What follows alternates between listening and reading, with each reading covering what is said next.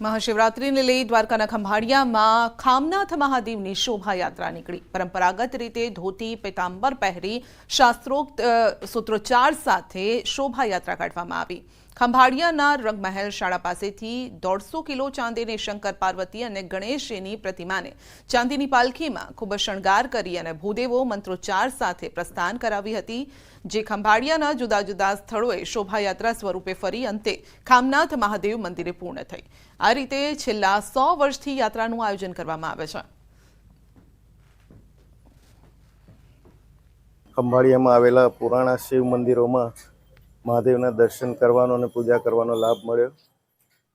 મને અહીંયા જે માહિતી મળી એ મુજબ ખંભાળિયામાં ઘણા બધા પૌરાણિક મહાદેવના મંદિરો 200 વર્ષથી જૂના હોય એવા તો ઘણા બધા મંદિરો છે। એટલે આમ પણ આપણો સૌરાષ્ટ્રનો જે આ ભાગ છે, દ્વારકા, પોરબંદર, સોમનાથ સુધીનો જે પટ્ટો છે, આમ પણ સાંસ્કૃતિક રીતે અને ધાર્મિક રીતે એનો ઇતિહાસ બહુ જ જૂનો છે। ખામનાથ મહાદેવનું મંદિર કે જે બહુ પૌરાણિક મંદિર આવેલ છે અને આ મંદિરમાં મહાશિવરાત્રિના દિવસે એક શોભાયાત્રાનું આયોજન કરવામાં આવે છે કે જે ખંભાળિયાના વિવિધ માર્ગો પરથી પસાર થઈ અને ખામનાથ મહાદેવના મંદિરે પૂર્ણાહુતિ કરવામાં આવે છે। અને આ મહાશિવરાત્રિના જે પવિત્ર દિવસે જે વણાંગી કાઢવામાં આવે છે તે વણાંગીમાં 150 કિલો જેટલી ચાંદીનું આખું મહાદેવ, પાર્વતી અને ગણેશજીની મૂર્તિનું એમાં સ્થાપન કરી અને આખા ખંભાળિયાના મુખ્ય માર્ગો પરથી પસાર કરવામાં વણાંગી આવે છે। મહાશિવરાત્રીના મહાપર્વ પર મંદિર પરિસરો હર હર મહાદેવના નાદથી ગુંજી ઉઠ્યા છે। નાગેશ્વર જ્યોતિર્લિંગ ખાતે મહાશિવરાત્રી પર્વ પર ભક્તો ઉમટ્યા। મહાશિવરાત્રીના પાવન પર્વ પર દ્વારકા તીર્થ નાગેશ્વર જ્યોતિર્લિંગ મહાદેવ મંદિર ખાતે ભક્તો દર્શને ઉમટ્યા। વહેલી સવારથી જ મંદિરમાં ભક્તોનો જમાવડો છે। શિવ ભક્તોએ નાગેશ્વર મહાદેવ પર જળાભિષેક કરી ધન્યતા અનુભવી। ભક્તો આ પાવન પર્વમાં શિવની ભક્તિમાં લીન થતા જોવા મળ્યા।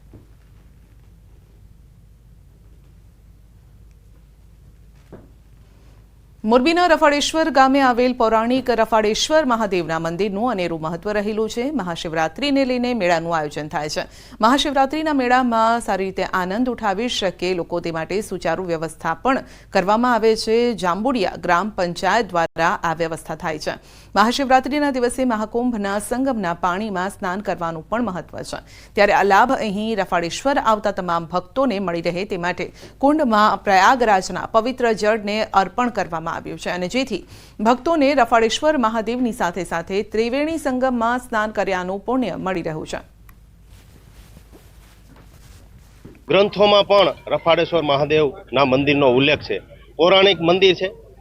એમને રીપુપાલ નામના રાજવીએ 1946માં જીર્ણોદ્ધાર કરી અને આ સુંદર મજાનું મંદિરનું બાંધકામ કરવામાં આવ્યું।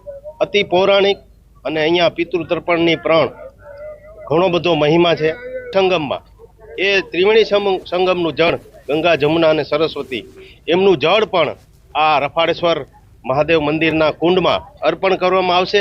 જે આપણા ભાવિક ભક્તો છે, આપણે રફાળેશ્વર ગામે આપણા મહાદેવનું મંદિર છે, વર્ષોથી પૌરાણિક મંદિર છે અને દર વર્ષે લોકો અહીંયા આવે છે ખૂબ જ શ્રદ્ધા અને ભાવ ભક્તિથી। શ્રાવણ મહિનામાં દર સોમવારે અને અમાસના દિવસે પણ મેળો ભરાય છે અને ભાદરવા મહિનામાં પણ અહીંયા પિતૃ તર્પણ થાય છે અને લોકો પોતાના પિતૃઓ માટે, મોક્ષ માટે અહીંયા જે કાર્ય થાય છે એના માટે સૌ ભેગા થતા હોય છે। 15-17 વર્ષથી આ આયોજન થાય છે અને સંપૂર્ણ આયોજન બધું પંચાયત જ કરતી હોય છે અને આ મેળામાં મોરબી તાલુકાના 102 ગામ આવે છે અને મોરબી તાલુકા સિવાય માની લ્યો કે આખી જિલ્લાની પબ્લિક અહીંયા આવે છે, કારણ કે શિવનું મહત્વ વધારે હોય છે। વ્યવસ્થા બહુ સારી છે। આ વખતે પોલીસની દર વખતે સારી જ હોય છે, પોલીસ અને આરોગ્ય। વડોદરામાં મહાશિવરાત્રી નિમિત્તે શિવ મંદિરોમાં જામે છે ભક્તોની ભીડ। નવનાથની નગરી વડોદરામાં લોકો શિવમય બન્યા છે। અભિષેક આરતી બાદ ભક્તો માટે દર્શન મોડી રાત સુધી ખુલ્લા રહેશે।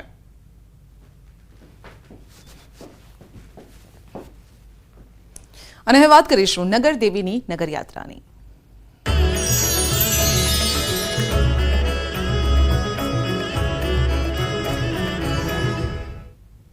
અમદાવાદમાં નગરદેવી ભદ્રકાળી માતાજીની યાત્રા પૂર્ણ થઈ છે. નગરયાત્રા પરત ભદ્રકાળી મંદિર પહોંચી છે.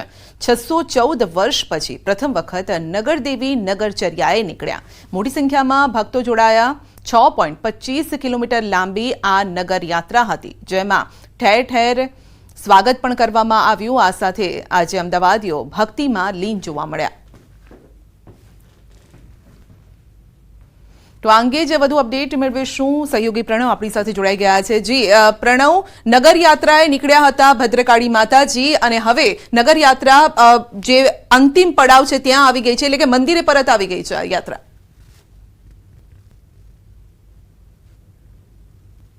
આ સંધ્યા આજનો દિવસ મહત્વપૂર્ણ એટલા માટે બની રહ્યો છે કે આજે મહાશિવરાત્રી સાથે જ અમદાવાદ શહેરનો જન્મદિવસ અને જે નગરના દેવી છે મા ભદ્રકાળી આજે પોતે નગર યાત્રાએ નીકળ્યા અને ભક્તોને સામે ચાલીને અહીં દર્શન આપ્યા. અને આ જે યાત્રા હતી વહેલી સવારે શરૂ થઈ હતી અને બપોરે આ યાત્રા છે હાલ પૂર્ણ થઈ છે. જોઈ શકાય છે કે જે મા ભદ્રકાળીનું જે મંદિર છે, જે નગરદેવી છે, એ નગરદેવીના મંદિરની બહાર ભક્તોની હજુ પણ લાઈનો જોવા મળી રહી છે. તડકો છે, ગરમી છે, તેમ છતાં પણ ભક્તો છે તેની આસ્થા છે તે ક્યાંક તૂટી નથી રહી. તે પ્રકારના દ્રશ્યો જોવા મળી રહ્યા છે. સતત જે ભક્તો છે વહેલી સવારથી જ આટલો જ ઘસારો જે છે તે અહીં જોવા મળી રહ્યો હતો માના દર્શન માટે. અને આખી જે પાદુકા યાત્રા હતી એ પાદુકા યાત્રા રહી હતી. પાદુકા યાત્રામાં તમામ જે અલગ અલગ જે સ્થળો છે, અલગ અલગ સ્થળો ઉપર યાત્રાની અંદર જે કહી શકાય કે તમામ જે લોકો જે છે યાત્રાની અંદર સ્વાગત કરાયું હતું. યાત્રાની અંદર તમામ લોકોએ આરતી પણ કરી હતી. માં જે ભદ્રકાળી છે તેની જે ચરણ પાદુકા છે કેવો ઉત્સાહ છે જે જોવા છે કે માં ભદ્રકાળીનો કેવો ઉત્સાહ જોવા મળી રહ્યો છે કે લોકો જે છે કે દર્શન કરવા આવ્યા છો. કેવો અહેસાસ થયો આજે? બહુ સરસ, બહુ મજા આવી. દર્શન કર્યા, જલસા કર્યા, બહુ નાચવાની બી મજા આવી. બોલો શું કેવું છે?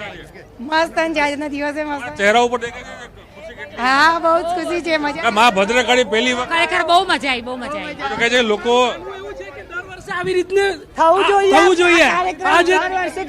આજે મેનેજમેન્ટ આવી રીતે થયું છે, આવી રીતે દર વર્ષે અહીંયા મેનેજમેન્ટ થવું જોઈએ અને દર વર્ષે રથયાત્રા જેમ નીકળે છે એવી રીતે આ સવારી નીકળવી જોઈએ. તમામ લોકોને ઉત્સાહ છે કે કેવો છે? સંધ્યા દેખાય છે કે ઉત્સાહ છે, કેવું કે શું કેવું છે? આ સારું છે, દર વર્ષે આવી રીતે નીકળવું જોઈએ. આનાથી બી પબ્લિક આવતા વર્ષે વધારે હોવી જોઈએ. વધારે હશે એ પ્રકારનો આવાજ જોઈ શકાય છે કે માહોલ છે. જોઈ શકાય રજા આપવી જોઈએ, હવે જાહેર રજા આપવી જોઈએ. ચોક્કસ આપણે જઈ શકાય દ્રશ્યોમાં જોવા મળી રહ્યું છે. બોલો બોલો. અમદાવાદના ઇતિહાસમાં પ્રથમવાર ભદ્રકાળી માતાજી નગરના લોકો માટે દર્શન માટે સ્વયંભૂ જે રીતે આગળ આવ્યા, આ પરંપરા દર વર્ષે ચાલતી રહે એવી અમે મા જગદંબાને પ્રાર્થના કરીએ છીએ. સર્વ અમદાવાદના લોકો જે સાધન સંપન્ન સુખી થયા છે તો નગરદેવી ભદ્રકાળીની કૃપાથી થયા છે. જાહો જલાલી જે પણ આવી છે માતાજીની જ કૃપાથી આવી છે. આવતા વર્ષે ફરી આ ચોકમાંથી ફરી રથયાત્રા નીકળે અને સમગ્ર અમદાવાદના લોકો આમાં જોડાય તેવી ભાવના પણ છે. ચોક્કસ શું કેવું છે? નગર યાત્રા દર્શન કર્યા માતાજીના? હા, દર્શન કર્યા માતાજીના. અને દર વર્ષે આ રીતનું આનાથી પણ જોરદાર આયોજન થવું જોઈએ. જેવું જગન્નાથનું નીકળે છે એથી એવું જ મારી ભદ્રકાળી માનું નીકળવું જોઈએ. બોલો ભદ્રકાળી માં. અખિલ બ્રહ્માંડની જેને જોગમાયા કહેવાય એવી જેને કે આકાશ પાતાળ તું ધરી અંબર નાગ સુરંબાઈ પાય નમે દિગપાલ દિગંબર આથી ડુંગર સાડી સાહેબ પેડ એવી માં જોગમાયા જેને કહેવાય નગર યાત્રામાં નીકળી છે એવી માં જગદંબાના